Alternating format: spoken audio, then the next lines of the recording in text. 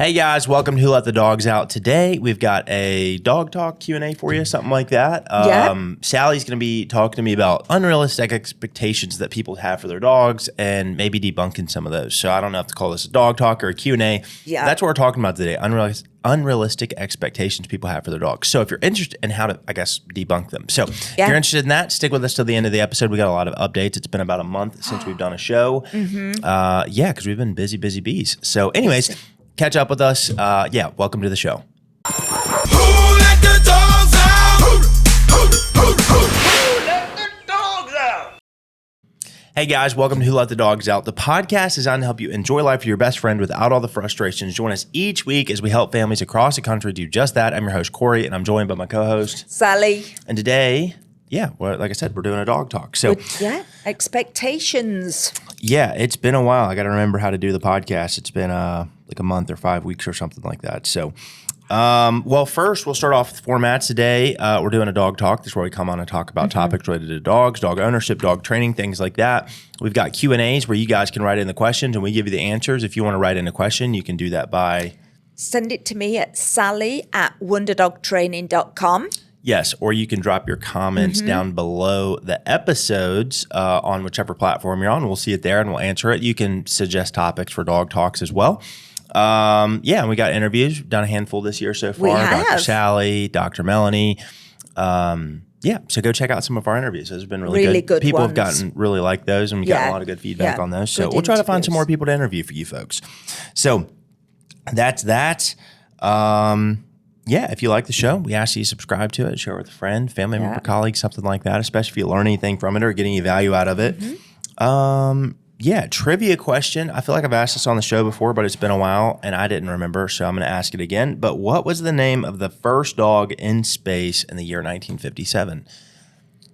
Oh, yeah, I can't even remember that. So we'll answer that at the end of the show. So if you want the answer to today's trivia, stick with us to the end. So, I was going to say, so every episode that we do these episodes pretty much every week. We've gotten out of the rhythm a little bit just because we have been really busy, but we do these episodes every single week. So we catch up with each other on the show in the beginning of the show. We do. How's it going? What's your dog up to? Things like that, stuff going on in my life, her life, things like that. It seems like some people like it and some people don't. If you don't like it, feel free to fast forward till we get to the dog training part. You're more than welcome to jump into the questions of the dog talk. It won't hurt me and Sally's feelings at all. But we've gotten some feedback about that. Really just a couple people, but we also get a lot of emails and comments and stuff like that from people who do like catching up with us and hearing what we're up to and stuff like that. And they really enjoyed what we did for them. So we don't care regardless. But we're going to keep doing it. So if you don't like it, fast forward. But we do have a lot of updates because it has been about 5 weeks since we did the show. So I'll let you go first. It's been busy and crazy. It has been crazy. So I've now worked for the company for 7 years. 7 whole years. 7 whole years. Yep. I'm financing her bonus, folks. Big bonus coming my way. So that's one thing. That's good news. On a real note, we need to talk about that. When? Not now. You can never remember. Not now. Okay. I actually did get a post in my Facebook memories the other day of your, whenever you started or whatnot. Yeah, it was real sweet. There we go. Can't get rid of me that easy. And so that's good news. I've had some sad news, though. I've had some bereavements over the last week or two. I lost my older dog. Dr. Sally came out and did what she needed to do and helped him over the bridge. So we're down to single dog home. Single dog home. Single Sully. Yep. Rest in peace, Lenny, though. He was a good boy. Oh, well, if it wasn't for Lenny, I would never have met you. True. Because Lenny came and was trained by Corey when he was a one-man show. Many moons ago. Many, many moons ago. And Lenny was one of the original games and events attendee. Sometimes by himself. Sometimes, we did a whole group by ourselves. A group of one dog and one person. That's how committed we were. But it was good. Happy memories with the boy. Yeah. So now Sully's learning how to be a single dog without having his old man there with him. Yep. But he's doing good. He's doing good. And then, of course, I lost my mum as well on the same day and time. Yeah. So that was a bit of a double whammy. But all is good. Yep. All is good. Took some time off work, had some time to grieve. I did. I just needed a few days. There's nothing like Sally being gone, though, to make me appreciate how much she does for Wonder Dog. Me being in the office, answering all the phones and this and that. I mean, I do good at it. I did a fine job. He did good. He did do good. And he checked in on me about 3 times a day going, how you doing? Yep. Do you need anything? It's what you do with your best friends, you know? Yeah, You got to make sure they're he doing did. good. He checked up on me and, yeah, that was really nice. Lots of support from everyone, so it was good. Yep. Yeah. My biggest update, we're neighbors now. We're neighbors. Tell them about the first time you were over at your new home, Corey. So me and my lovely fiance, Paige, bought a house 1 street over from Sally. Beautiful home, very blessed. Very, It is beautiful. Yeah, God's good. It was a very beautiful home. Anyways, so I wake up and Paige comes over and my parents are like, hey, y'all come into the kitchen. Me and your dad have a surprise for you.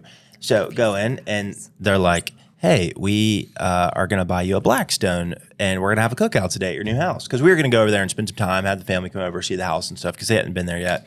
So anyways, I'm like, awesome. That's like the thing I wanted to buy the most was a Blackstone or whatnot. It's so anyways, awesome. It's great. It's really amazing. Is awesome. Yeah, no, it's literally amazing. Anyway, so they're like, we just need to know time to, be there so we can drop it off or whatnot. So anyways, we go over there and anyways, whenever you get a Blackstone, you have to wash the black stone part of it, like the part that gets hot. You have to wash it with like soap and water first. It's like the only time you can use water on it apparently. And then you have to season it. Anyways, we didn't have any dish soap at our new house. So I call up my neighbor, very neighborly of her. I said, hey neighbor, you got any dish soap? I was like, yeah, I do. Thank you. So then my mom makes a run down the street, grabs the Dawn dish soap, and then a little bit later, No, Mum was still there. Oh, Mum call was still Mom. there, which she was checking on me to say how I was doing. And then we get another phone call. Hey neighbor, do you have a AA battery? We need a AA battery to turn the grill on. So Yeah, I do. I got one left. So that went. And then I would have been willing for you to take one out of your own TV remote. and then they needed olive oil. Oh yeah, I forgot about that. Yep. Yeah. So I was like, is this what our relationship's gonna be like? No. And you like going to call me up and go, hey, I need I've some run sh- out I need some of sugar. coffee. I need And some do sugar, you have neighbor." some sugar? So yeah, so we just like it was so funny. I'm like, day 1 and we're already on 3 requests. 3. 3 requests. But I did get invited for the cookout. She did. And it was delicious. It was great. It was great. Great cookout. So it was worth it. Yeah. The main thing I'm going to come over to borrow is just Sully. You can borrow that boy Because anytime. I'm currently still dogless. So, but I'm not moving in for a while anyways because Paige is moving in and then I'm not moving in until we get married. So Yeah. I'll still be where I'm at for a little bit. But Paige is moving in. So very excited. So. And I'm sure you'll be spending hours I'll over spend some there time and over there getting for the sure, house but- ready. Yeah, and, for sure. Yeah, it'd be cool. And she has a cat that we need to socialize Yeah. the dogs before we get a puppy. So Yeah. I feel like Sully would be a good one. Sully's going to be the dog. Yeah. And we're going to get some chickens. Yeah, they're going to get chickens. Golly, I'm so excited about getting some chickens. Anyways, So yeah, very exciting.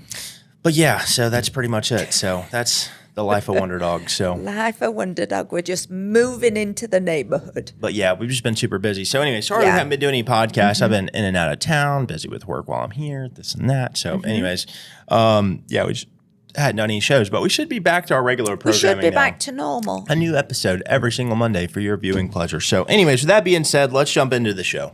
Absolutely. Okay, so. I would normally do comments, but my iPad's dead. We do have a lot of comments, but Oh no. catch up on, but my iPad's dead. So anyways, go ahead. Can you not plug it in? No. Okay. No worries. We'll do them another time.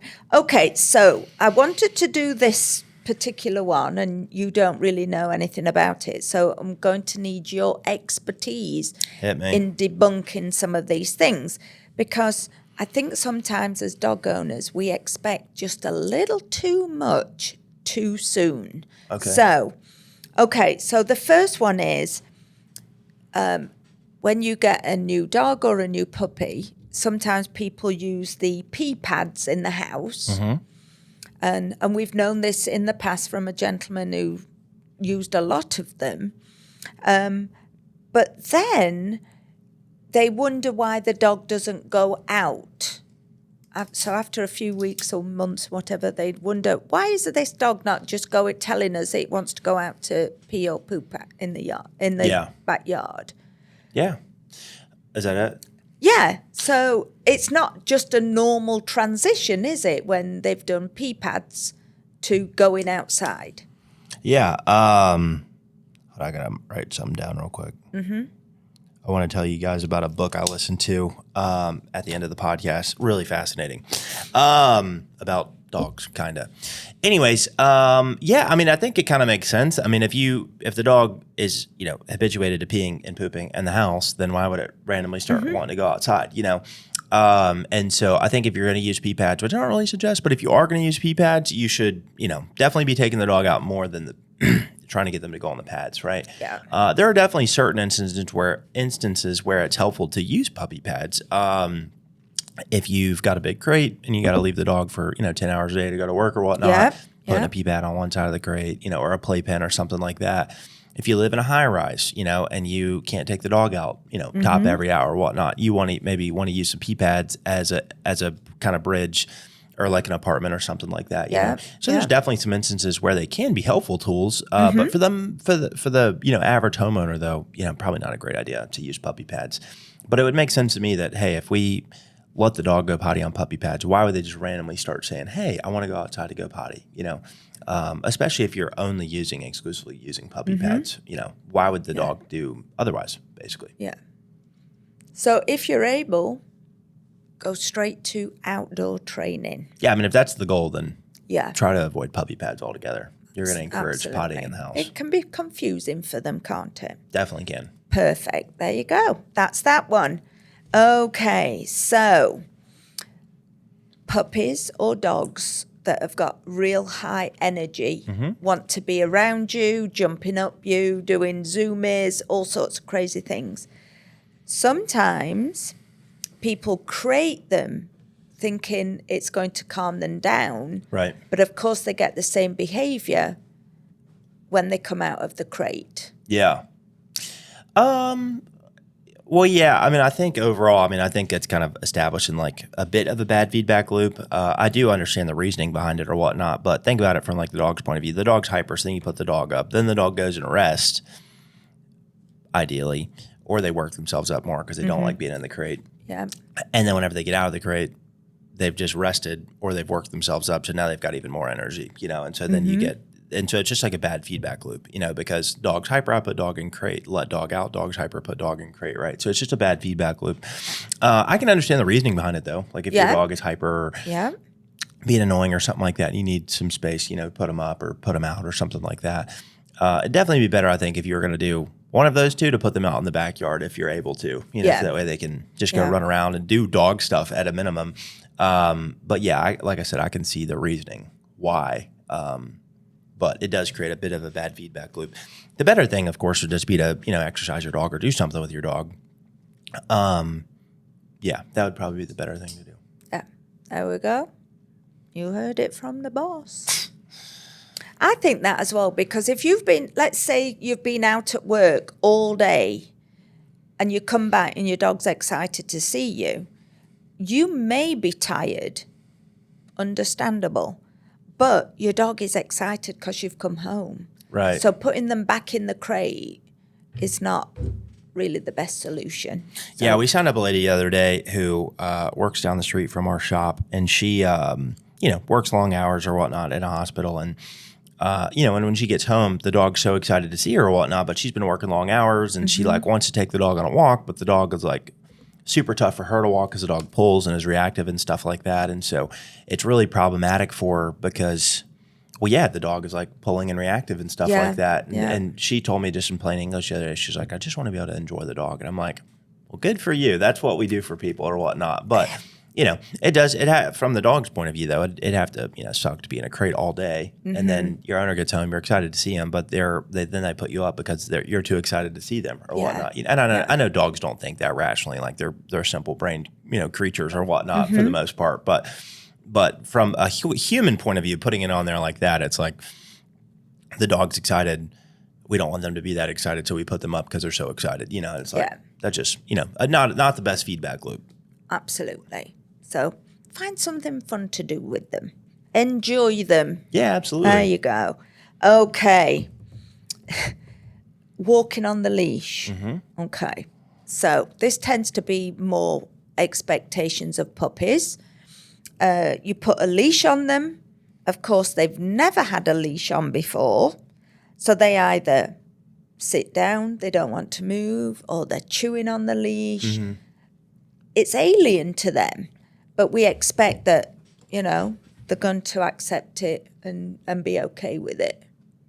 Yeah, that's a pretty common response, with puppies as they sit, they put their feet out there like, I don't want to move, they're used to roaming around, do whatever they want to. Then we put a leash on them and want them to go where we want them to. And they're like, hey, I don't like this, So, yeah, that makes sense. I think one of the best ways to do that is, one, just keep putting the leash on the dog, keep walking the puppy, kind of, work them through that, kind of opposition where they're like, hey, I don't want to walk, walk them anyways. And then, and then, work on the biting on the leash and stuff like that. But and then you could also just put a leash on them and let them drag a leash around where they just get used to having a leash on regardless, right?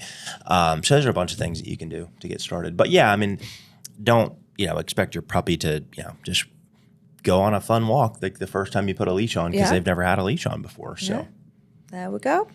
Perfect advice. Put the leash on them and let them roam around the house. Yep. Okay. So you have a new puppy. You bring it home and you automatically think it's just going to settle down. I think that's just unrealistic. I don't know if I've necessarily heard that expectation. What are you talking about? So they come home and it's like they cry. Oh, you mean like whine. the first time that they, the first night? Yeah. When they come home, it's just like,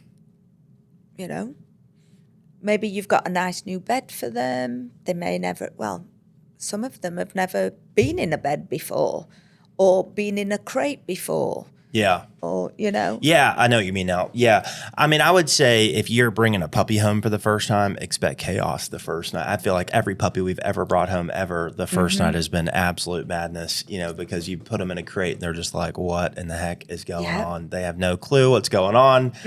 They're like, where am I? I've been kidnapped. I'm away from my mother and my siblings. Yeah. Where am I? Please help. Yeah. 'Cause I feel like whenever I grew up, I remember we would always just put puppies in the bathtub overnight. We never put them in a crate. And the idea behind that was like if they pee or something, you can just like wash it down the tub or something like that. So, but yeah, they would always bark and cry the whole first night. Yeah, so. I remember Sully's first night. We didn't sleep much. We didn't sleep much that night. But he had already been away from his family. He had. Oh, yeah, that does make life. But he was still like... Probably a bit restless, but... Yeah. But I didn't expect anything different. Did you expect him to be so good with your wheelchair?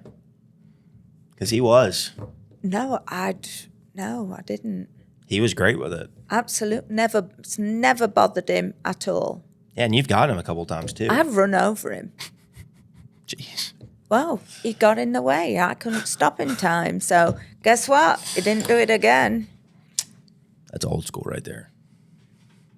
Unfortunate for him. Well, I didn't break any bones or anything. He was just, he was just a little reactive. But yes. But yeah, don't expect them to settle first night. And you'll wonder why they follow you round and want to be around you a lot. Is because you're now their person and it's security, isn't it? 100%. Yep.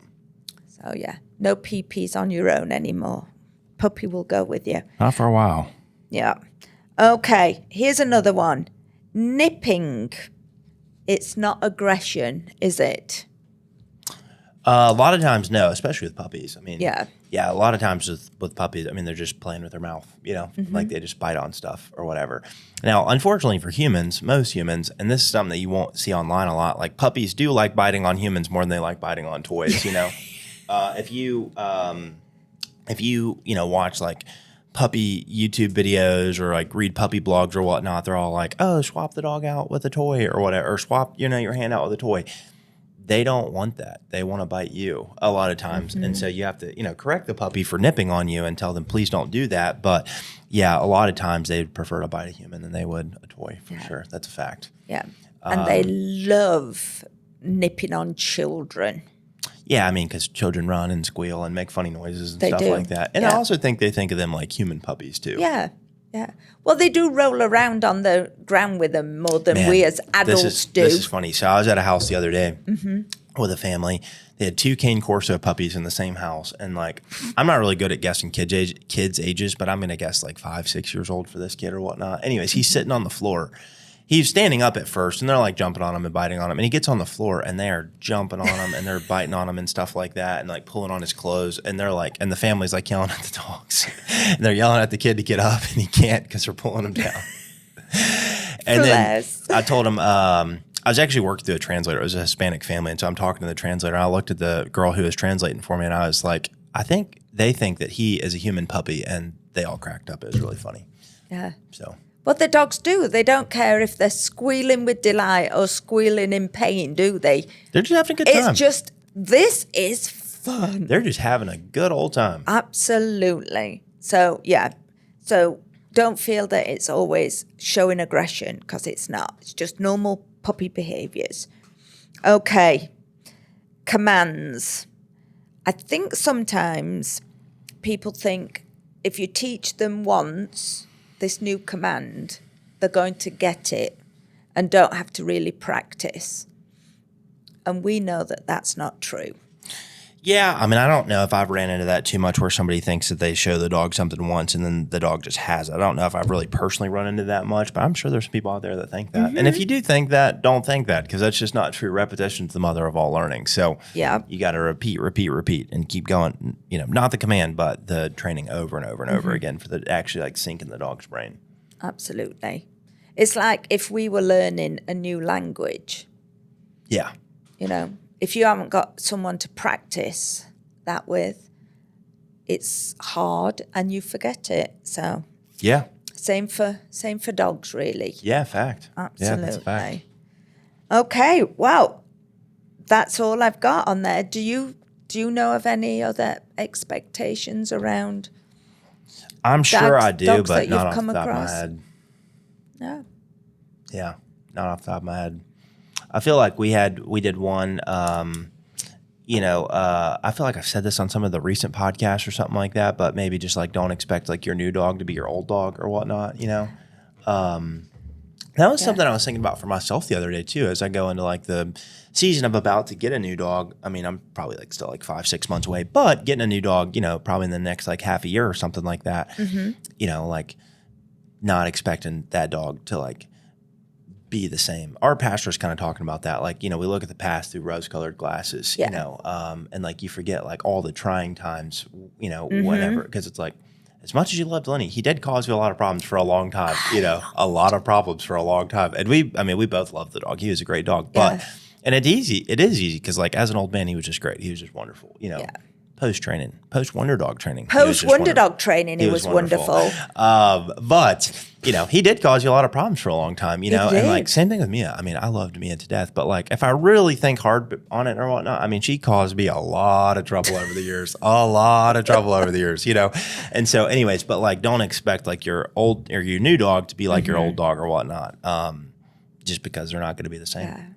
Yeah. How many times have we heard people say to us that they got another dog, same breed, etc., because the previous dog was really good and this dog wasn't? Yeah, a lot. I'm kind of worried that that'll happen to me, unfortunately. I'm like, come up with a new puppy and be like, what did I do? Like it. What did I do? And then I'm locked into something for 12 years, it's going to go good. No, you won't do that because you know how to choose who's right, because you did a great job in choosing Sully. Yeah. But anyways, that's it. I'm sure there's plenty more that I could think of if I spent a lot of time thinking about expectations people have for their dogs or whatnot. But anyways, this book I read, I didn't read it, I listened to it. Monday, I was out running errands for work for Wonder Dog all day. And I was in the car literally all day between appointments and this and that or whatnot. Anyway, so I was like, man, I had this. I actually have her on our interview list of people I'd love to interview. Her name's Diane. I think Diane K. Boyd. But she wrote a book called Lady Among Wolves. And she basically, from like her early 20s into now, like I guess like her mid to late 60s or whatnot, has like researched wolves in the Northwest or whatnot. Like when there was like just like 1 or 2 wolves in America that had tracking collars on them or whatnot. And like, yeah, tracked them down. And anyways, she basically like, yeah, just helped reintegrate wolves into America or whatnot, you know. Wow. And like would trap wolves, and then she had to like, you know, sedate them so she could collar them and do like health tests on them and stuff like that. And so it was just really, really interesting though, because I mean, she's got so many stories though from like trapping wolves for 40 years and then of course releasing them once she's got the collars on them and stuff. But then tracking these like, not herds, but yeah, packs of wolves, you know, or whatnot. It was just a fascinating listen though, all through like, yeah, you know, Montana, Wyoming, Idaho, stuff like that. It was just a fascinating listen. Yeah. Wolves were an endangered species, weren't they, at one point? They were, yeah. So they were where you couldn't, you know, do anything with them or like kill them or trap them or anything like that. And then they reintegrated them.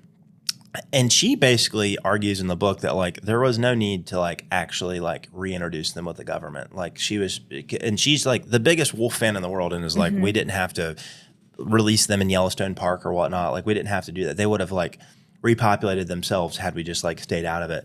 But then they reintroduced them and brought wolves down from Canada, and then they started breeding, and now there's like lots of wolves out there now.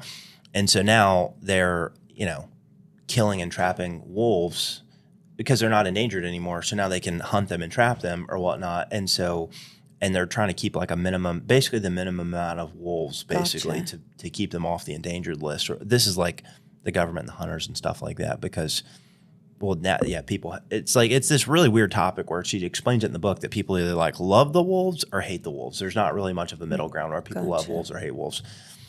I've never dealt with a wolf, so I feel like I am pretty middle ground. I can kind of see the argument from both points of view. Like you love them, they're very beautiful creatures, they're cool. You want them around. They probably bring some sort of balance to the ecosystem or whatnot. But then also, if they're killing your cattle, you know, I could see why you'd want to kill all of them. So, and you know, get them back out of the area. You know, I could kind of see it from both points of view, but. Well, we encroach in their territory, don't we? Yeah. So we forget that, you know, they were there before us, really. Yeah. But they are cool. I did see a pack of wolves at Yellowstone. Did you? In December when I went with Mia. Yeah. I mean, they were way far off. Yeah. But they were cool. I mean, I didn't get to see them very good. I probably took pictures, but people have these giant spotting scopes there. You know, a lot of people just like stop on the side of the road with giant spotting scopes that you can see like a mile or plus away with or whatnot. And I didn't look through anybody's this year. I did last year, but it's really, really cool. Yeah, it's really cool. Nice. Anyways, but that's a cool book I listened to. Yeah. Before I forget, the trivia answer, the first space dog in 1957, her name was Laika, Laika. I think that's how you say that. Laika. Like. Anyways, that's the first space dog. Ooh. Cool? That Gotcha. No, I've got some world news. World news. Hit me. Okay, so if you think about it, the weather, pretty darn pleasant. We've not got much rain, but it's pretty pleasant. People are tending the gardens, putting all the new flowers in. In the UK, a dog has died from eating tulips. Okay. Tulips apparently are highly toxic to dogs. So, apart from world news, England doggy died. Check your flowers when you're putting them in the yard. Interesting. In case your dog wants to go chew on them. That's a first for me. I did not know Yeah, that. I didn't. Yeah. I didn't. Who would have guessed tulips? And it's quick acting as well, the toxic stuff in tulips apparently. And this dog had seizures and all sorts of nasty stuff, and they couldn't do anything about it. And here we are talking about it in Memphis, Yeah. all the way across the pond. Yeah. So, yeah. Check your flower beds, folks. Make sure your dogs don't eat your flowers. Yeah. If you've got tulips in your yard, take them out. Yeah. Or put them in a front yard where your dog won't be able to get to them easily. Yeah. Yeah. Well, guys, thank you all so much for listening and tuning in. We hope you all enjoyed the show. Maybe learned something. If you did, or you know anybody with a puppy, send this to them. Yeah, thank you all so much. If you like the show, subscribe to it. Like I said, share it with somebody. Yeah, and remember, you can get your dog trained. That can buy you some peace, but the only way to true peace is walk daily with the Prince of Peace, Christ Jesus. Thank you so much. Bye. Bye.